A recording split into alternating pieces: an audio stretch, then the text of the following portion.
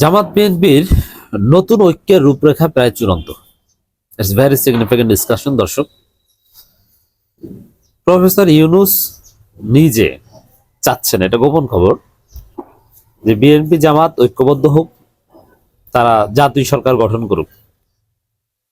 আমিরে জামাতের যে হঠাৎ করে রহস্যজনক তৎপরতা, যে বিএনপিকে সাথে নিয়ে জাতীয় সরকার গঠন করতে আমিরে জামাত উঠে পড়ে লেগেছেন। এতে ইউনূস সরকার বা ইউনূসের সায় আছে। কারণ ইউনূস দেখছেন যে বিএনপি জামাতের মধ্যে দূরত্ব হলে ডেফিনেটলি আওয়ামী লীগ আসবেই, আর আওয়ামী লীগ যাতে আর না আসতে পারে, মিনিমাম 15 বছরে এটা নিশ্চিত করা ইউনূসের প্রতি জনগণের একটা দাবি। সেই জায়গায় যদি এরকম হয় যে ইউনূস গেল, সাথে সাথে আওয়ামী লীগ রাজনীতি ফিরে এসেছে, তাহলে ইউনূসকে গালি দিবে মানুষ। ইউনূস চান যে আওয়ামী লীগ যেন রাজনীতিতে ফিরতে না পারে। আর যদি এরকম হয় যে ইউনূস সরকার চলে গেল, আগামী নির্বাচনে বিএনপি বা জামাত যে কেউ ক্ষমতা আসলো, আর একটা দল বিরোধী দল হলো, তখন দেখবেন যে আওয়ামী লীগ মুহূর্তের মধ্যে রাজনীতিতে প্রাসঙ্গিক হয়ে গেছে। কারণ যারা ক্ষমতা আসবে তাদেরকে 3 মাসের মধ্যে তাড়াতে চাইবে বিরোধী দল, কেউ কাউকে মানতে চাইবে না। বাংলাদেশের রাজনীতি এই বিভাজনের জায়গায় চলে গেছে।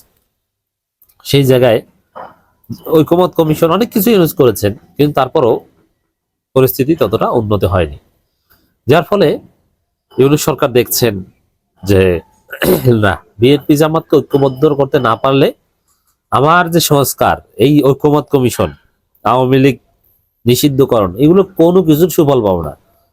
বিএনপি জামাত ঐক্যবদ্ধ থাকলেই শুধু সেই কাঙ্ক্ষিত সংস্কার হবে, জুলাইয়ের স্পিড বজায় থাকবে, আওয়ামী লীগ রাজনীতি থেকে দূরে থাকবে। আর বিএনপি জামাত ঐক্যবদ্ধ না থাকলে কিছুই হবে না, সব এলোমেলো হয়ে যাবে।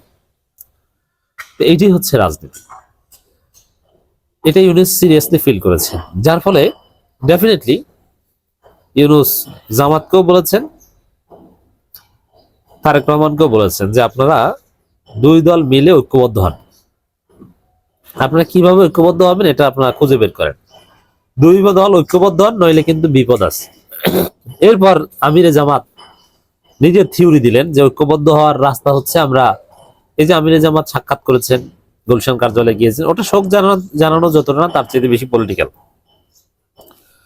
এবং সাক্ষাতে গিয়েছেন তারেক রহমানের সাথে, এবং সেখানে বলেছেন যে আমরা নির্বাচনের পরেও বসবো, আর আমরা সবাই মিলে জাতীয় সরকার গঠন করতে চাই, কমপক্ষে 5টা বছরের জন্য একটা স্থিতিশীল বাংলাদেশ চাই।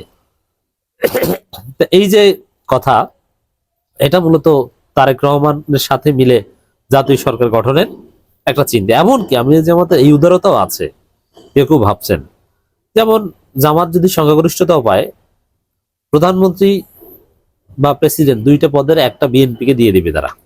আর অর্থমন্ত্রী নিয়ে কথা, ওটাও বিএনপিকে লাগলে দিয়ে দিল, সমস্যা নেই। জামাত যদি 160 আসনও পায়, বিএনপিকে প্রধানমন্ত্রী বা প্রেসিডেন্ট 2টার একটা দিবে। অথচ 160 আসন পাইলে বিএনপিকে কিচ্ছু না, একদম বিরোধী দলে পাঠিয়ে দিতে পারে।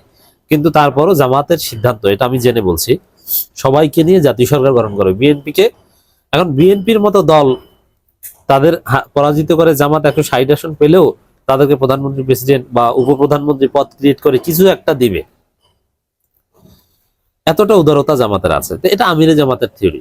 ইউনূসের পরামর্শ অনুযায়ী আমিরে জামাত ঐক্যের একটা রূপরেখা চূড়ান্ত করেছেন, এবং সেটা ইউনূস সরকারের পছন্দ হয়েছে, এবং তারেক রহমানেরও কিছুটা সায় আছে, যদিও তারেক রহমান এখন পর্যন্ত এ বিষয়ে কোনো ভিজিবল এক্সপ্রেশন দেননি।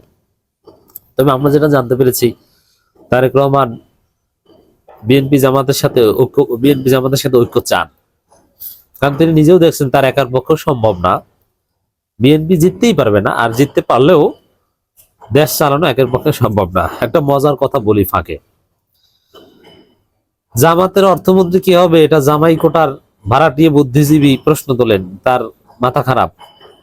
আরে ভাই, আপনারা জিতলে আপনাদের প্রধানমন্ত্রী কি হবে, তার যোগ্যতা রয়েছে, সে তো ইন্টার পাস। ইন্টার পাস প্রধানমন্ত্রী হবে, এটা হয়? কি বলবেন আপনি? ধরা তো আপনারাই খেয়েছেন।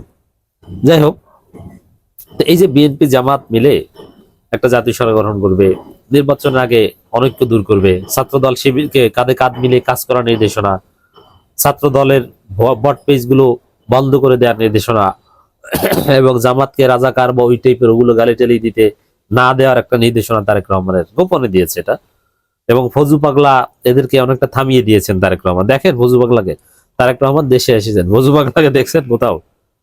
তারেক রহমানের চতুর্সীমানায় দেখেছেন? নমিনেশন দিয়েছে, কিন্তু ওটা আবার কোন ফাঁকে নমিনেশন খেয়ে দেয় কি বলা যায়। নমিনেশন রাখতে পারে, কিন্তু গুরুত্ব দিচ্ছে না, দিবে না। তারেক রহমান বেকায়দায় পড়বেন। তো দর্শক, এই জায়গায়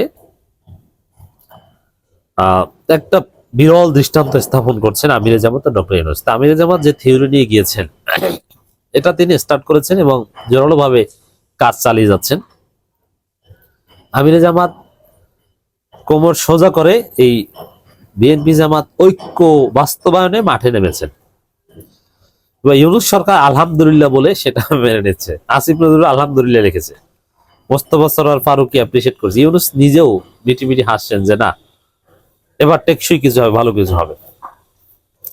আমিরে জামাত শুধু চরমোনাই এনসিপি কে নিয়ে ঐক্য না, বিএনপির সাথে আর জোট বা আসন সমঝোতা হবে না, বিএনপির বিরুদ্ধে নির্বাচন হবে, ধানের শীষ ভার্সেস দাঁড়িপাল্লায় নির্বাচন হবে।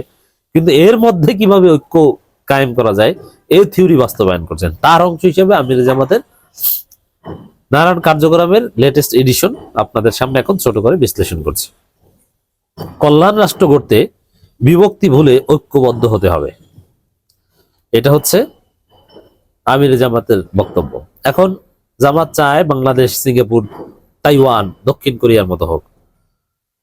এখন কোন ডিভাইডেড জাতি কখনো উন্নতি করতে পারে না, অর্থনৈতিক সমৃদ্ধি তাদের হয় না, এটা আমিরে জামাত বলেন, প্রায় বলেছেন, আমাদেরকেও বলেছেন।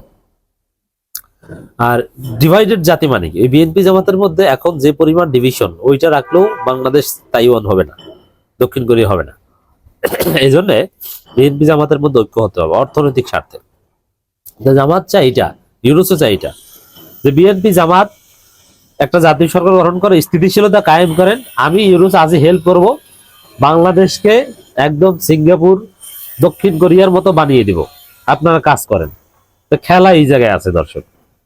আমিরে জামাত যেটা বলছেন, একটি রাষ্ট্রকে সত্যিকার অর্থে কল্যাণকর ও কার্যকর হিসেবে গড়ে তুলতে হলে আমাদের অবশ্যই বিভক্তি ভুলে ঐক্যবদ্ধ হতে হবে। তো এই বিভক্তি ভুলে পুরো জাতিকে বলেছেন। তো বেসিক্যালি আমিরে জামাতের এই বক্তব্যের সার কথা হচ্ছে বিএনপির সাথে জামাতের ঐক্য হতে হবে। বিএনপি জামাত ফাটাফাটি করলে বাংলাদেশের অর্থনৈতিক উন্নয়ন হবে না, এবং অতীতে কেন হয়নি? এই রাজনৈতিক বিভাজনের কারণে। এখন হাসিনা তো ফেসিবাদ কায়েমের জন্য, নিজে ক্ষমতায় থাকার জন্য বিভাজন তৈরি করে রেখেছেন, উন্নয়ন হয়নি। কিন্তু এখন তো হাসিনা গেছে, এখন আর এই ভুল করা যাবে না। আগামী 5 বছরের জন্য স্থিতিশীলতা কায়েম করে বাংলাদেশকে দক্ষিণ কোরিয়া, তাইওয়ান বানাতে হবে। এই জন্য ইউনূস, আমিরে জামাত বিরল চেষ্টা করে যাচ্ছেন। আশা করি আপনাদের বোঝাতে পারছি। আমিরে জামাত তার ফেসবুক পোস্টে লেখেন, জাতির ভিতরে অনৈক্য থাকলে সেই জাতি কখনো বিশ্ব দরবারে মাথা উঁচু করে দাঁড়াতে পারে না। আমাদের মধ্যে চিন্তার ভিন্নতা থাকতে পারে, কিন্তু সেই ভিন্নতা যেন কোনোভাবেই তিক্ত মতবিরোধী রূপ না নেয়, সেদিকে আমাদের সজাগ থাকতে হবে। তিনি আরো বলেন, আসুন আমরা হিংসা ও বিভেদ পেছনে ফেলে একটি ন্যায় ও ইনসাফ ভিত্তিক রাষ্ট্র গঠনের লক্ষ্যে কাঁধে কাঁধ মিলিয়ে এগিয়ে চলি। মহান আল্লাহ আমাদের সহায় হন। এটা হচ্ছে বিএনপি জামাত যেন ঐক্যবদ্ধ হয়, মহান আল্লাহ সহায় হন। এবং এই থিওরি পরামর্শ ইউনূসের, থিওরি আমিরে জামাতের।